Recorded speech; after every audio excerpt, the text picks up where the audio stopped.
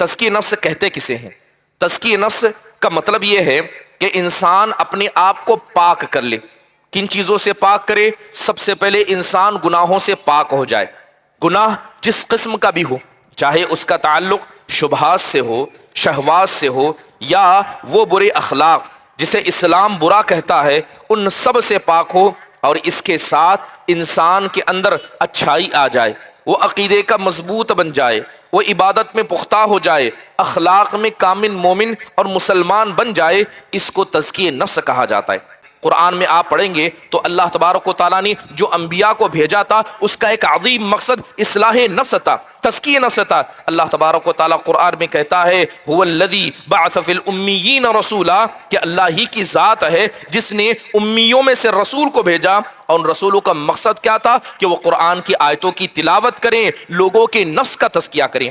محترم حاضرین، یہی نفس کا تزکیہ ہے جو قیامت کے دن ہمیں بچانے والا ہے۔ ہم میں کا ہر آدمی جانتا ہے کہ جو مال دنیا میں اس نے کمایا، جو اولاد اس نے دنیا میں کمائی، دنیا کی شہرتیں، دنیا کی لذتیں جو اس نے کمائی، یہ قیامت کے دن اسے فائدہ نہیں دے سکتی اگر انسان نے اپنے نفس کا تزکیہ نہ کیا۔ انسان اپنے نفس کا تزکیہ کیسے کرے؟ بنیادی طور پر نفس کے تزکیے کی شروعات یہ عقیدے کے ذریعے ہوتی ہے، کیونکہ عقیدہ ہی یہ انسان کے اعمال کے قبول ہونے اور اس کے رد ہونے کی بنیادی وجہ ہے۔ اگر انسان عبادت گزار بن جائے لیکن اگر اس کا عقیدہ خراب ہو، اس کے نفس کا تزکیہ نہیں ہو سکتا۔ حضرت عمر بن عبدالعزیز رحمہ اللہ کا ایک قول وہاں پر موجود ہے، وہ کہا کرتے العاجز من عجز عن سیاست نفسہ، کہتے ہیں کیا تمہیں پتا ہے کہ دنیا کے اندر اپاہج انسان کون ہے، عاجز انسان کون ہے؟ اپاہج اور عاجز وہ نہیں جو بستر پر پڑا ہے، بلکہ عاجز اور اپاہج وہ انسان ہے جو اپنے نفس کی سیاست نہیں کر سکتا، اپنے نفس کو خیر اور شر نہیں بتا سکتا۔ محترم حاضرین، ابن عباس رضی اللہ عنہ سے قول مروی ہے، وہ کہتے ہیں کہ جو آدمی اپنے نفس کا مالک نہیں ہے، جو آدمی اپنے نفس کو کنٹرول نہیں کر سکتا، جو آدمی اپنے نفس کی تربیت نہیں کر سکتا، یاد رکھیے کسی دوسرے انسان کا وہ کبھی ذمہ دار نہیں بن سکتا۔ وَقُلْ جَاءَ الْحَقُّ وَزَهَقَ الْبَاطِلُ إِنَّ الْبَاطِلَ كَانَ زَهُوقًا۔ الحمد للہ رب العالمین، والصلاة والسلام على سید الانبیاء والمرسلین نبینا محمد وعلى آلہ وصحبہ اجمعین، اما بعد۔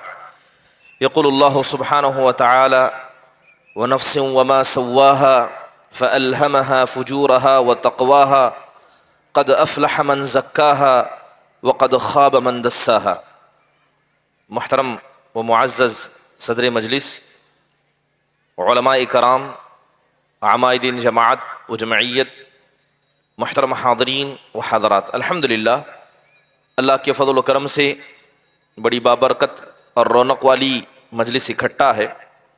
اللہ سے دعا ہے کہ جن نیک مقاصد کی خاطر اس طرح کی مجلسیں منعقد کی جاتی ہیں، اللہ تعالیٰ اس میں ہم سب کو اخلاص عطا فرمائے، اور ہم سب کو اس بات کی توفیق دے کہ جو بھی باتیں ہم یہاں پر سنیں اسے غور سے سنیں، انہیں یاد رکھنے، ان پر عمل کرنے، اور انہی باتوں کو دوسروں تک پہنچانے کی اللہ ہم سب کو توفیق دے، آمین۔ محترم حاضرین، مجھے عنوان دیا گیا تزکیہ نفس۔ آیت کریمہ میں نے پڑھی، اللہ سبحانہ و تعالیٰ ارشاد فرماتے ہیں کہ قسم ہے نفس کی اور اس ذات کی جس نے اسے درست بنایا، اور قسم ہے اس ذات کی جس نے نفس کو درست بنایا اور اسے بھلائی اور فجور دونوں کی طرف رہنمائی فرمائی۔ محترم حاضرین، بات اگر نفس کے تزکیے کی جائے، یقیناً اصلاح معاشرہ اس وقت تک ہونا ناممکن ہے جب تک کہ ہر انسان جو معاشرے کا ایک فرد ہے اور ایک ذمہ دار ہے، وہ اپنے نفس کی اصلاح پہلے نہ کرے، کیونکہ یہ بات ہم سب اچھی طریقے سے جانتے ہیں کہ جب تک ہر انسان اپنی فکر نہ کرے، اپنی آپ کو اور اپنی گردن کو جہنم کی آگ سے نہ بچائے، اس وقت تک معاشرے کی اصلاح نہیں ہو سکتی۔ جو آیت کریمہ میں نے پڑھی ہے، اگر آپ سورہ شمس کی ان آیتوں کو دیکھیں گے تو اس آیت سے قبل تقریباً 9 جگہ ایسے ہیں جہاں پر اللہ نے قسم کھائی، اور آخر میں اللہ نے ان قسموں کے بعد یہ بات کہی کہ قسم ہے اس نفس کی کہ اگر انسان اس نفس کو درست کر لے اور اس کا تزکیہ کر لے تو وہ شخص کامیاب ہو جائے۔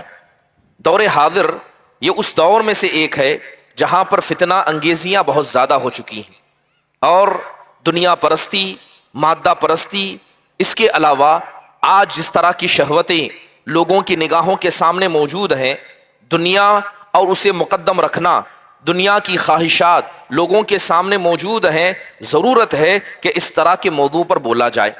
اور آج مسلمانوں کی حالتوں کو دیکھ کر یہ بات کہی جا سکتی ہے کہ مسلمان دنیا پرست تو موجود ہیں، دنیا ان کے دل میں بستی تو ہے، لیکن دین کہیں نہ کہیں دھیرے دھیرے غائب ہوتا ہوا نظر آتا ہے۔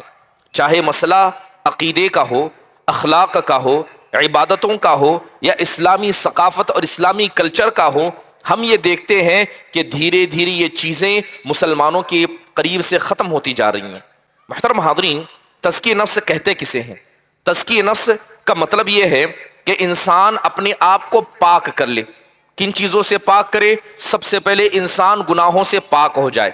گناہ جس قسم کا بھی ہو، چاہے اس کا تعلق شبہات سے ہو، شہوات سے ہو، یا وہ برے اخلاق جسے اسلام برا کہتا ہے، ان سب سے پاک ہو، اور اس کے ساتھ انسان کے اندر اچھائی آ جائے، وہ عقیدے کا مضبوط بن جائے، وہ عبادت میں پختہ ہو جائے، اخلاق میں کامل مومن اور مسلمان بن جائے، اس کو تزکیہ نفس کہا جاتا ہے۔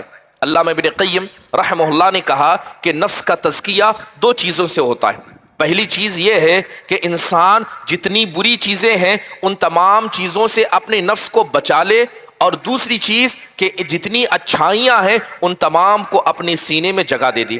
اور آگے فرماتے ہیں کہ یہ نفس کے ساتھ لڑائی کے بغیر ناممکن ہے۔ جب تک انسان اپنے نفس سے لڑنے نہ لگ جائے، نہ وہ برائیوں سے بچ سکتا ہے، نہ وہ اچھائیوں کو اپنے اندر لا سکتا ہے۔ بات اگر نفس کی کریں، جی ہاں، نفس یہ اللہ تبارک و تعالیٰ کی عظیم نعمتوں میں سے ایک نعمت ہے۔ آپ اگر جائیں اور سلف صالحین کی زندگیوں کو دیکھیں، انہوں نے سب سے زیادہ جس چیز سے لڑائی کی، سب سے زیادہ جس چیز کی تربیت کی، وہ ان کا اپنا نفس تھا۔ اس لیے امام حسن بصری رحمہ اللہ علیہ الزہد لابن مبارک رحمہ اللہ کی کتاب ہے، اس کے اندر حسن بصری رحمہ اللہ کا قول موجود ہے۔ وہ کہا کرتے لا یزال العبد بخیر ما علم الذی یفسد علیہ عملہ، کہتے ہیں کہ انسان اس وقت تک لگاتار بھلائی میں رہتا ہے جب تک کہ وہ اپنے نفس کے بارے میں یہ بات جان لے کہ کون سی چیز ہے جو اسے فساد کی طرف لے جا رہی ہے۔ لہذا بسا اوقات انسان اس کی تھوڑی اچھائیوں کو بھی بڑا بنا کر دکھا دیتا ہے، انسان کا نفس اس کی برائیوں کو بھی اچھا بنا دیتا ہے۔ لہذا وہ آدمی حقیقت میں خیر والا ہے جو اپنے نفس پر توجہ دے۔ علامہ ابن مبارک رحمہ اللہ کہا کرتے من اعظم المصائب للرجل ان يعلم من نفسه تقصيرا، کہتے ہیں کہ اس دنیا کے اندر بہت ساری مصیبتیں، سب سے بڑی مصیبت یہ ہے کہ انسان اپنے نفس کے اندر کوتا ہو اور اس کی پرواہ نہ کرے اور اس پر غم زدہ نہ ہو۔ انسان جان لے کہ وہ کوتا ہے، عبادت میں کمزور ہے، اخلاق میں کمزور ہے، لیکن اپنی کمزوری پر توجہ دینے کے بجائے وہ دوسروں پر توجہ دے۔ کہتے ہیں کہ اس روئے زمین کی مصیبتوں میں یہ سب سے بڑی مصیبت ہے۔ محترم حاضرین، سلف صالحین میں سے بکر بن عبداللہ المزنی رحمہ اللہ کو کون نہیں جانتا؟ وہ کہا کرتے کہ ایک آدمی، کہتے ہیں کہ ایک آدمی کو جب میں دیکھتا ہوں تو ہمیشہ ہر آدمی کی اچھائی کو یاد رکھتا ہوں اور اپنی نفس کی ملامت کو میں یاد رکھتا ہوں۔ پھر وہ کہا کرتے کہ جب بھی کسی انسان کو میں نے دیکھا ہمیشہ اسے اچھا پایا۔ وجہ بیان کرتے ہوئے کہتے کہ میں اپنے بارے میں یقین رکھتا ہوں کہ میں برا ہوں، لیکن دوسروں کے بارے میں مجھے شک ہے یہ برا ہے کہ نہیں ہے، لہذا میں نے اپنے نفس کو ہمیشہ برا جانا اور دنیا کے ہر انسان کو ہمیشہ اچھا جانا۔ عمر بن عبدالعزیز رحمہ اللہ علیہ مدینہ تشریف لائے۔ جب مدینہ تشریف لائے تو کچھ لوگوں نے ان کی تعریف کی۔ اب تعریف کرتے ہوئے ایک شخص نے کہا اے امیر المؤمنین، آپ مدینہ آئے ہیں، مجھے لگتا ہے کہ اگر آپ کا انتقال مدینہ میں ہو جائے تو تیسری کی بعد چوتھی قبر آپ ہوگی۔ ایک قبر اللہ کے نبی صلی اللہ علیہ وسلم کی ہے، ایک حضرت ابو بکر، ایک عمر کی ہے۔ آپ کا مقام و مرتبہ اتنا بڑا ہے کہ مجھے لگتا ہے کہ وہ چوتھی جگہ آپ کے لیے موجود ہے۔ حضرت عمر بن عبدالعزیز رحمہ اللہ کے سامنے یہ بات کہی گئی تو ان کا چہرہ بدل گیا اور کہنے لگے کہ واللہ لا يعذبن اللہ بغیر النار احب الی من ان یعلم من قلبی انی ارا لذلک اہلا. کہتے ہیں کہ خدا کی قسم اللہ جہنم کی آگ کے علاوہ کوئی بھی عذاب دے یہ بات مجھے منظور ہے اس بات سے کہ اس قبر کا حقدار میں اپنے آپ کو سمجھوں، اس قبر کا میں اپنے آپ کو حقدار سمجھوں. سبحان اللہ. سلف صالحین کا مسئلہ ایسا تھا کہ وہ اپنی برائیوں کو ہمیشہ مقدم رکھتے، اور یہ بات سمجھ لیجئے کہ دنیا کا کوئی بھی آدمی اس وقت تک کامیاب ہو نہیں سکتا جب تک کہ وہ اپنے نفس کو نہ پہچانے. اب نفس کو پہچاننے کے بعد دوسرا اہم کام جو انسان کو کرنا چاہیے وہ اپنے نفس کی تربیت کرنا چاہیے. ادب الدنیا والدین بڑی معروف کتابوں میں سے ہے. حضرت عمر بن عبدالعزیز رحمہ اللہ کا ایک قول وہاں پر موجود ہے. وہ کہا کرتے العاجز من عجز عن سیاست نفسہ. کہتے ہیں کیا تمہیں پتا ہے کہ دنیا کے اندر اپاہج انسان کون ہے، عاجز انسان کون ہے؟ اپاہج اور عاجز وہ نہیں جو بستر پر پڑا ہے، بلکہ عاجز اور اپاہج وہ انسان ہے جو اپنے نفس کی سیاست نہیں کر سکتا، اپنے نفس کو خیر اور شر نہیں بتا سکتا. ابن عباس رضی اللہ عنہ سے یہ قول مروی ہے. وہ کہا کرتے اذا اردت ان تذکر عیوب صاحبک فاذکر عیوب نفسک. کہتے ہیں کہ جب تمہارے پاس شیطان آ کر دوسروں کی برائی کو لائے، دوسروں کے عیب کو لے آئے، تو ہمیشہ پہلے اپنے عیب کو یاد رکھنا، اپنے گناہوں کو تم یاد رکھنا. تاریخ بغداد کے اندر حضرت عمرو بن عاص رحمہ اللہ کا ایک قول منقول ہے. وہ کہا کرتے کہ 3 چیزیں ایسی ہیں جسے میں نے سنا، 3 چیزیں ایسی ہیں جسے میں نے دیکھا. کہتے ہیں کہ ان 3 چیزوں کے جاننے کے بعد دنیا کی کسی چیز سے مجھے تعجب نہیں ہوتا، بلکہ دنیا کی تمام چیزیں میرے نزدیک یکساں ہیں. پوچھا گیا وہ 3 چیزیں کیا ہیں؟ تو کہتے ہیں کہ انسان اپنی تقدیر سے بھاگتا ہے جبکہ وہ تقدیر سے بھاگ نہیں سکتا. ہر انسان برائی سے بچنا چاہتا ہے، اگر اللہ نے تقدیر میں برائی لکھی ہے تو وہ اسے برائی آ کر رہے گی. پھر فرماتے ہیں کہ دوسری بات یہ ہے کہ انسان دوسروں کی آنکھ میں ایک ہلکا سا تنکا دیکھ لیتا ہے، مگر اس کی آنکھ میں اتنی بڑی گندگی اور برائی موجود ہے یہ اسے بھول جاتا ہے. پھر تیسری چیز کہتے ہیں کہ انسان وہ ہے جو اپنی سواری کو سنوارتا ہے، اس کی سواری میں کوئی کمزوری ہے اسے درست کرتا ہے، مگر اپنی نفس کی کمزوری کو دیکھ کر درست نہیں کرتا. کہتے ہیں کہ یہ 3 چیزیں جب مجھے پتا چلی اس کے بعد دنیا کی کسی چیز سے مجھے تعجب نہیں ہوتا.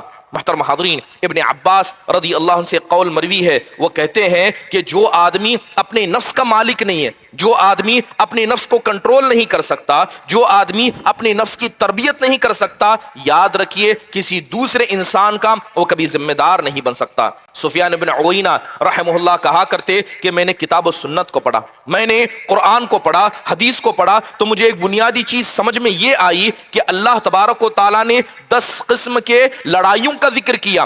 ایک لڑائی دشمن سے ہے تو 9 لڑائیاں انسان کی اپنی نفس سے ہے کہ کیسے انسان اپنے تکبر سے لڑے گا، کیسے انسان اپنے غرور سے لڑے گا، کیسے انسان دنیا پرستی سے لڑے گا. محترم حاضرین، ابو الدرداء رضی اللہ عنہ کے پاس ایک آدمی آیا اور آ کر سوال کرتے ہوئے کہنے لگا کہ آپ مجھے کچھ نصیحت کیجئے. تو ابو الدرداء رضی اللہ عنہ جو بڑے مشہور صحابی رسول ہیں، انہوں نے چند چیزوں کی نصیحت کی. حقیقت میں یہ نصیحتیں ہم سب کے لیے فائدہ مند ہیں. انہوں نے کہا کہ جب بھی اپنی دسترخوان پر کھانا رکھنا ہمیشہ پاک کھانا رکھنا، اور کمائی کو پاک رکھنا، اور اپنے گھر کے اندر پاک رزق داخل ہونا. پھر اس کے بعد کہتے ہیں کہ جب بھی صبح کرو اللہ سے رزق مانگنا، روزانہ کا رزق اللہ سے مانگنا. اس کے بعد جب بھی صبح کرو ہمیشہ اپنے آپ کو مردوں میں شمار کرنا اور دیکھنا کہ اللہ تبارک و تعالیٰ تمہارے ساتھ کیا کرنے والا ہے. اور کہتے کہ جب بھی صبح کرنا تو اپنی عزت کو اللہ کے حوالے کر دینا اور اللہ کے لیے اسے معاف کر دینا. اگر تمہیں کسی نے گالی دی، کسی نے تمہارے ساتھ دشمنی دکھائی، تو اللہ تبارک و تعالیٰ کی خاطر اس مسئلے کو چھوڑ دینا اور اللہ کے حوالے کرنا. اس کے بعد آخر میں انہوں نے کہا کہ جب بھی تم سے گناہ ہو تو ہمیشہ اپنی نفس کو برا کہنا، کسی اور کو ذمہ دار نہ بنانا. محترم حاضرین، انسان کا اپنے نفس کو جاننا، اپنے نفس کی تربیت کرنا حقیقت میں یہ تزکیہ نفس کا مقدمہ ہے. اگر ہم قرآن و حدیث کو پڑھتے ہیں تو ہمیں پتہ چلتا ہے کہ نفس کا تزکیہ کرنا، اپنے نفس کو پاک کرنا یہ کتنا ضروری ہے. قرآن میں اللہ تبارک و تعالیٰ نے اس تزکیہ نفس کا ذکر کیا اور کہا کہ کوئی بھی معاشرہ، کوئی بھی جماعت، کوئی بھی جمعیت ہو یا کوئی بھی مسئلہ ہو جہاں لوگ اکٹھا ہوں، اس وقت تک ان کی اصلاح نہیں ہو سکتی جب تک کہ ہر آدمی اپنی اصلاح نہ کرے. قرآن میں آپ پڑھیں گے تو اللہ تبارک و تعالیٰ نے جو انبیاء کو بھیجا تھا اس کا ایک عظیم مقصد اصلاح نفس تھا، تزکیہ نفس تھا۔ اللہ تبارک و تعالیٰ قرآن میں کہتا ہے هو الذی بعث فی الامیین رسولا، کہ اللہ ہی کی ذات ہے جس نے امیوں میں سے رسول کو بھیجا، اور ان رسولوں کا مقصد کیا تھا کہ وہ قرآن کی آیتوں کی تلاوت کریں، لوگوں کے نفس کا تزکیہ کریں۔ محترم حاضرین، یہی نفس کا تزکیہ ہے جو قیامت کے دن ہمیں بچانے والا ہے۔ ہم میں کا ہر آدمی جانتا ہے کہ جو مال دنیا میں اس نے کمایا، جو اولاد اس نے دنیا میں کمائی، دنیا کی شہرتیں، دنیا کی لذتیں جو اس نے کمائی، یہ قیامت کے دن اسے فائدہ نہیں دے سکتی اگر انسان نے اپنے نفس کا تزکیہ نہ کیا۔ اس لیے قرآن میں اللہ نے کہا یوم لا ينفع مال ولا بنون الا من اتى اللہ بقلب سلیم، کہ قیامت کا وہ دن ہوگا کہ انسان کو نہ اس کا مال فائدہ دے گا، نہ اس کی اولاد اسے فائدہ دے گی، سوائے اس انسان کے جو قلب سلیم لے کر اللہ تبارک و تعالیٰ کے پاس آئے۔ محترم حاضرین، اپنی نفس کا تزکیہ کرنا، اپنی نفس کو گناہوں سے پاک کر کے اچھائیوں سے اسے مزین کرنا اس لیے ضروری ہے کہ اس کے بغیر اللہ کی رضامندی کسی انسان کو مل نہیں سکتی، اور اللہ کی رضامندی کے بغیر کوئی بھی دنیا کا آدمی نہ جنت کے قریب جا سکتا ہے، نہ وہ جنت کی خوشبو پا سکتا ہے، نہ وہ جنت میں داخل ہو سکتا ہے۔ اللہ نے قرآن میں اس کا تذکرہ کیا۔ اللہ نے کہا وَأَمَّا مَنْ خَافَ مَقَامَ رَبِّهِ وَنَهَى النَّفْسَ عَنِ الْهَوَىٰ، کہ وہ آدمی جو اپنے رب کے پاس کھڑے ہونے سے ڈرا اور اس نے اپنی نفس کو خواہش پرستی سے بچایا، فَإِنَّ الْجَنَّةَ هِيَ الْمَأْوَىٰ، جان لو جنت ایسے آدمی کا ٹھکانہ ہے۔ گویا اگر آدمی اپنی خواہشات کے اعتبار سے چلے، صبح اٹھے اپنی خواہش کے اعتبار سے، رات کرے اپنے مزاج کے اعتبار سے، آج اللہ رحم فرمائے لوگوں نے اپنی خواہشات کو سب سے مقدم رکھا۔ آج یہاں اتنے بیٹھے ہیں، کتنے ایسے ہوں گے جو حقیقت میں اللہ کو راضی کرنے کے لیے یہاں ہیں، چاہے وہ بولنے والے ہو چاہے وہ سننے والے ہو۔ یاد رکھیے انسان دین کا کوئی بھی کام اگر اللہ تبارک و تعالیٰ کی رضامندی کو چھوڑ کر کسی اور مقصد کے لیے کرتا ہے، یہ چیز اس کے لیے نقصان دہ ہے۔ محترم حاضرین، جو لوگ اپنی نفس کا تزکیہ کرتے ہیں، یاد رکھیں شیطان ان سے ڈرتا ہے، شیطان ان سے ڈرتا ہے۔ قرآن میں اللہ تبارک و تعالیٰ نے اس کا تذکرہ کیا، بلکہ امام ابن قیم رحمہ اللہ کہا کرتے النفس قاطعۃ بین القلب والرب عز وجل، یاد رکھنا کہ اللہ تعالیٰ نے ہمیں جو نفس عطا کیا ہے، اگر تم اس کو درست نہیں کرو گے یہ تمہارے اور اللہ کے درمیان آ جائے گا، یہ تمہیں برائی کی طرف لے جائے گا، یہ دنیا تمہیں دکھائے گا، یہ عورتوں کی لذتوں میں اور دنیا کی خواہشات میں مبتلا کر دے گا۔ تمہیں چاہیے کہ اگر تمہیں اللہ والا بننا ہے تو اپنی نفس کو مارنا سیکھو۔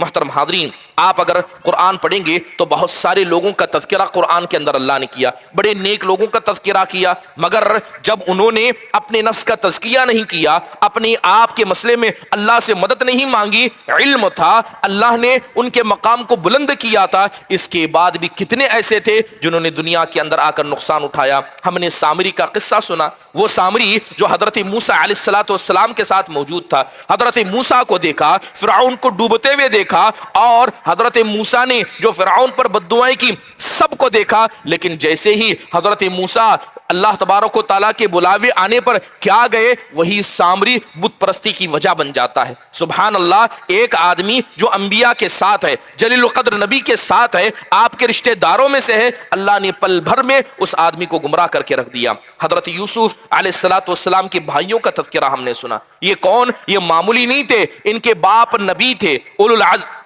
ان کے باپ نبیوں میں ایک بڑا مقام رکھتے تھے، لیکن آخرکار ہوا کیا؟ شیطان ان کے دل میں آتا ہے اور حسد میں انہیں مبتلا کر دیتا ہے، اور وہ بھائی، وہ بچہ جو حضرت یعقوب کے نزدیک سب سے محبوب تھا، اسی کی قتل کی سازش یہ کر دیتے ہیں۔ نہ انبیاء کے ساتھ رہنا کسی انسان کو فائدہ دیا، نہ نبی کے گھر میں پیدا ہو کر، نبی کی اولاد ہو کر ان کے نفس کو یہ چیز فائدہ دی۔ محترم حاضرین، ہم نے برسیس العابد کا قصہ سنا کہ اللہ تبارک و تعالیٰ نے اسے علم سے نوازا تھا، وہ گناہوں سے دور رہتا تھا، لیکن تزکیہ نفس کے مسئلے میں اس سے غلطی ہو جاتی ہے، اس سے زنا صادر ہو جاتا ہے، ایک عورت کا قتل ہو جاتا ہے، یہاں تک کہ شیطان نے اسے ایسے دین سے ہٹایا۔ سبحان اللہ، یہ زندہ مثالیں ہمارے سامنے موجود ہیں جو ہمیں بتاتی ہیں کہ انسان کبھی اپنے نفس کے مسئلے میں معمون نہ ہو، انسان ہمیشہ اپنے نفس کے مسئلے میں اللہ تبارک و تعالیٰ سے ڈرتے رہے۔ محترم حاضرین، اگر کوئی آدمی اپنی نفس کا تزکیہ کرتا ہے، یاد رکھیے پاک نفس نفس یہ اللہ تبارک و تعالیٰ کا اتنا بڑا فضل ہے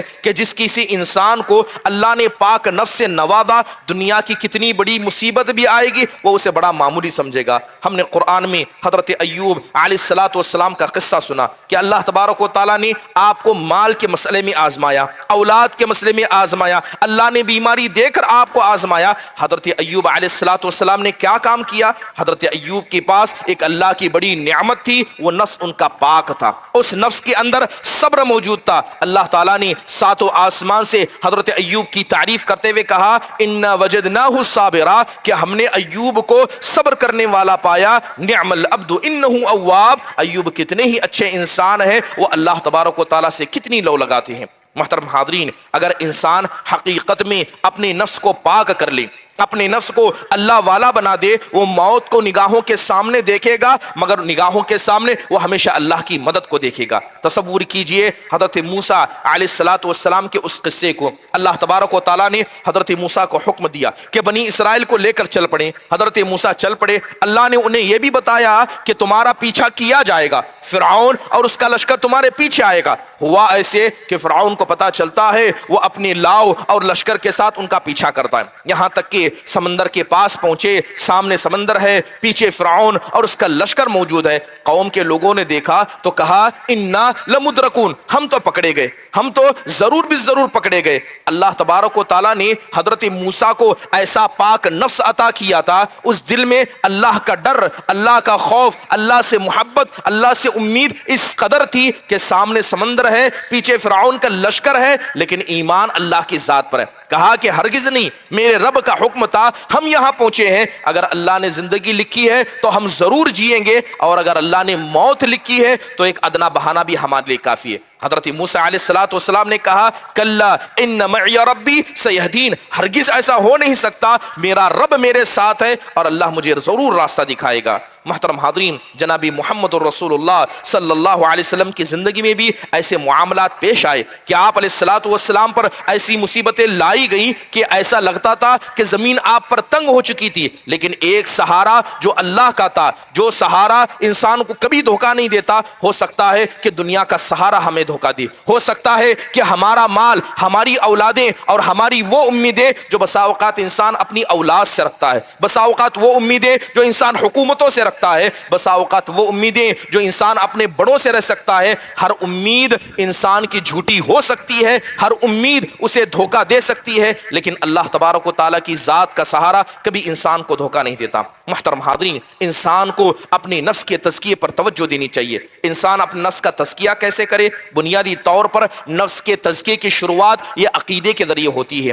کیونکہ عقیدہ ہی یہ انسان کے اعمال کے قبول ہونے اور اس کے رد ہونے کی بنیادی وجہ ہے۔ اگر انسان عبادت گزار بن جائے لیکن اگر اس کا عقیدہ خراب ہو، اس کے نفس کا تزکیہ نہیں ہو سکتا۔ اگر انسان کا عقیدہ صحیح ہو جائے تو دوسری اہم چیز جس کے ذریعے وہ اپنی نفس کی تربیت اور تزکیہ کر سکتا ہے وہ عبادتیں ہیں، وہ نیک کام ہیں۔ اس لیے قرآن میں اللہ تعالیٰ نے کہا والذین آمنوا وعملوا الصالحات اولئک اصحاب الجنہ، کہ جو لوگ اللہ پر ایمان لائے اور نیک عمل جنہوں نے کیا، ایسے ہی لوگ جنتی ہیں۔ بغیر عمل کے کوئی آدمی جنت میں جا نہیں سکتا۔ تیسری اہم چیز، عقیدے کے بعد، عبادتوں کے بعد انسان کو اپنی نفس کے تزکیے میں جس کی توجہ دینی چاہیے وہ اچھے اخلاق ہیں، وہ اچھے اخلاق ہیں۔ اس کے علاوہ علم نافع حقیقت میں یہ انسان کے تزکیے میں بڑا اہم رول کردار دیتا ہے۔ محترم حاضرین، انبیاء کے قصے پڑھیں کہ اللہ تبارک و تعالیٰ نے انبیاء کو بھی آزمایا، اور ایسی آزمائشوں سے اللہ نے انبیاء کو گزارا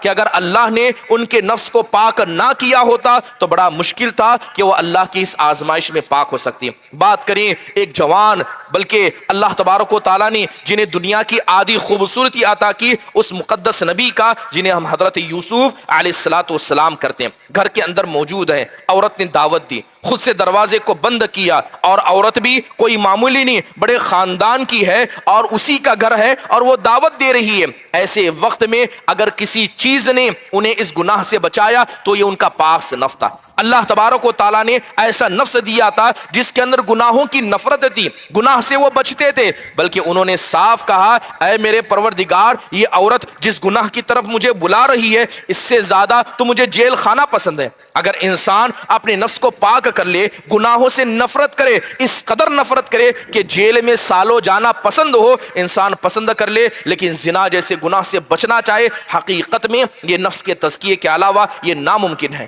محترم حاضرین، آپ دیکھیں کہ وہی حضرت یوسف علیہ السلام تھے جنہوں نے اپنے نفس کو پاک کیا، ایسے پاک کیا، ایک تو شہوتوں سے بچ گئے۔ شہوتوں میں ایک شہوت، ایک خواہش انسان کے انتقام کی خواہش ہوتی ہے، انسان کے دل میں جذبہ پیدا ہوتا ہے کہ اس نے میرے ساتھ برا کیا، میں بھی اس کے ساتھ برا کروں گا۔ ہر برے آدمی کے ساتھ اگر انسان برائی کرنے لگ جائے تو دنیا اور جہاں کی ساری برائیاں ایک انسان کے اندر جمع ہو جائیں گی۔ وہی حضرت یوسف ہیں کہ جن بھائیوں نے انہیں قتل کرنے کی سازش کی، بلکہ قریب تھا کہ انہوں نے مار ڈالا، وہی بھائی ان کے سامنے آتے ہیں، اناج اور غلہ لینے کے لیے آتے ہیں، ہاتھ میں طاقت تھی، پاور تھا، لیکن انتقام کا جذبہ موجود نہیں تھا کیونکہ وہ نفس پاک تھا، وہ نفس اللہ تبارک و تعالیٰ نے ایسا پاک کیا تھا۔ یہی بھائی جنہوں نے قتل کی سازشیں کی ان کے خواب کے مکمل ہونے کا ذریعہ بن گئے، وہ حضرت یوسف کے سامنے سجدہ کر بیٹھے۔ محترم حاضرین، جناب محمد الرسول اللہ صلی اللہ علیہ وسلم کو دیکھیں۔ محترم حاضرین، بڑا افسوس ہوتا ہے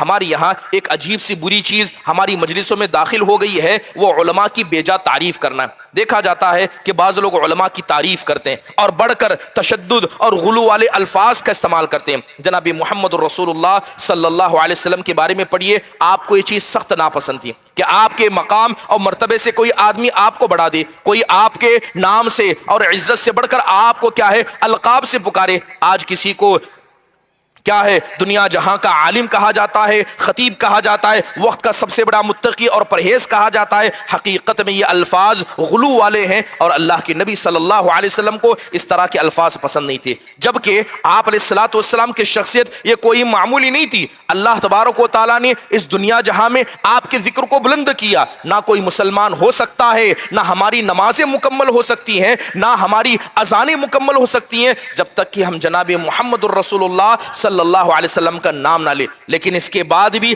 اللہ تبارک و تعالیٰ نے آپ کو ایسا نفس عطا کیا تھا جو نفس بڑا پاک تھا۔ آپ کے نفس میں نہ غرور تھا، نہ آپ کے نفس میں کبر تھا، نہ آپ کی اچھائیوں کی وجہ سے آپ اپنے آپ کو بہتر دوسروں کو کم تر سمجھا کرتے۔ بڑا مشہور قصہ ہے، اللہ کے نبی علیہ الصلوۃ والسلام گھر میں موجود ہیں، ایک نوجوان داخل ہوتا ہے اور یہ بات ہم سب جانتے ہیں کہ اللہ تبارک و تعالیٰ نے آپ کو رعب عطا کیا تھا، آپ کا ڈر یہ دلوں میں بستا تھا۔ جیسے یہ نوجوان داخل ہوتا ہے اللہ کے نبی کا رعب اسے لگ گیا، اس کے جو بازو تھے کپ کپانے لگے۔ اللہ کے نبی نے اس نوجوان کو آتے دیکھا، اس کے کپ کپاتے ہوئے بازو کو دیکھا تو اللہ کے نبی علیہ الصلوۃ والسلام کہتے ہیں کہ آپ علیہ الصلوۃ والسلام سے نوجوان سے کہتے ہیں کہ اے نوجوان آرام سے، جس انسان کے پاس تم آ رہے ہو نہ وہ بادشاہ ہے نہ بادشاہ کی اولاد ہے، بلکہ وہ ایسی ماں کا بیٹا ہے جو ماں کبھی مکہ کے اندر سوکھے گوشت کو پانی میں بھگا کر کھایا کرتی۔ میں کوئی اتنا بڑا نہیں ہوں کہ مجھ سے تم کو ڈرنے کی ضرورت ہے۔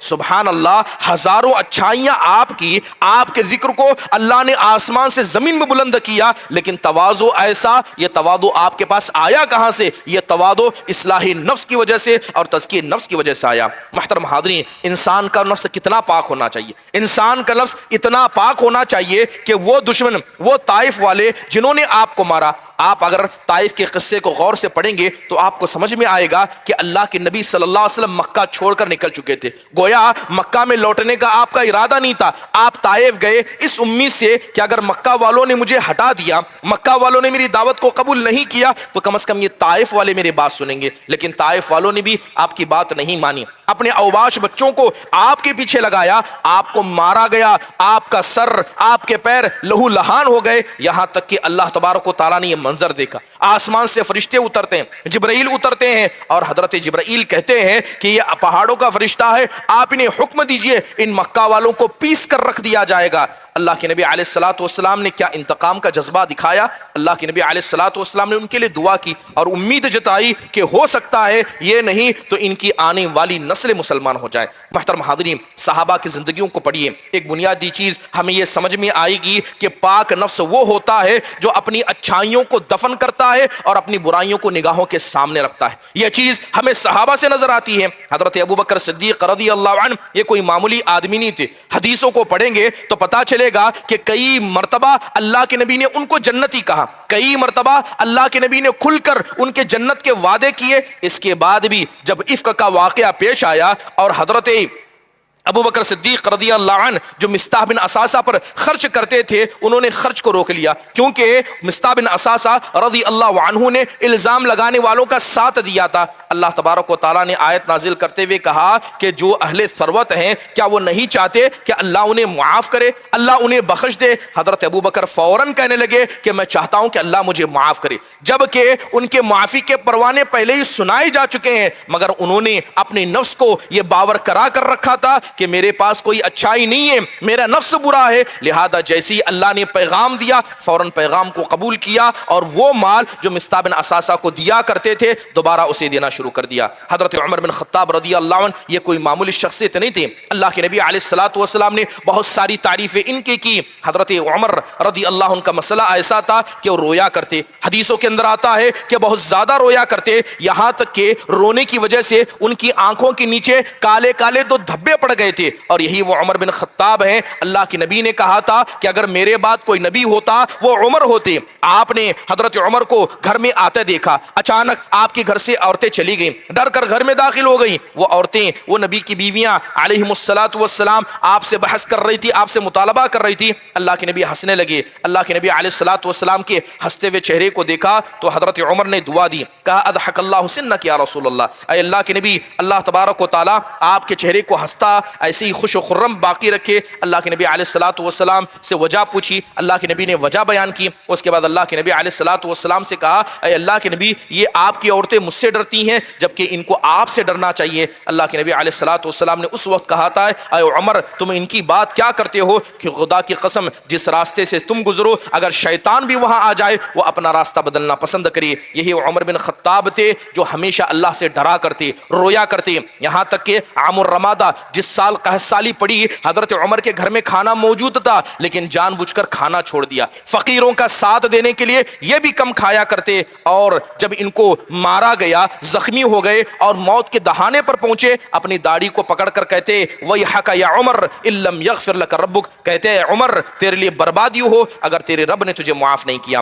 بتانے کا مقصد یہ ہے کہ تصحیح نفس حقیقت میں اصلاح معاشرہ کا ضامن ہے. اصلاح معاشرہ یہ تزکیہ نفس کے بغیر ممکن نہیں, اور تزکیہ نفس عقیدے کے اصلاح کے بغیر, عبادتوں کی اصلاح کے بغیر, اچھے اخلاق سے اپنانا برے اخلاق سے بچنے کے بغیر ناممکن ہے. اللہ تعالی ہم سب کو اپنے نفس پر زیادہ توجہ دینے, اپنے نفس کا تزکیہ کرنے اور اپنے آپ کو دیندار بنانے کے اللہ ہم سب کو توفیق نصیب فرمائے. آمین. اقول قولی هذا واستغفر الله لي ولكم ولسائر المسلمين من كل ذنب فاستغفروه انه هو الغفور الرحيم. جزاكم الله خير واحسن الله اليكم. السلام علیکم ورحمۃ اللہ وبرکاتہ.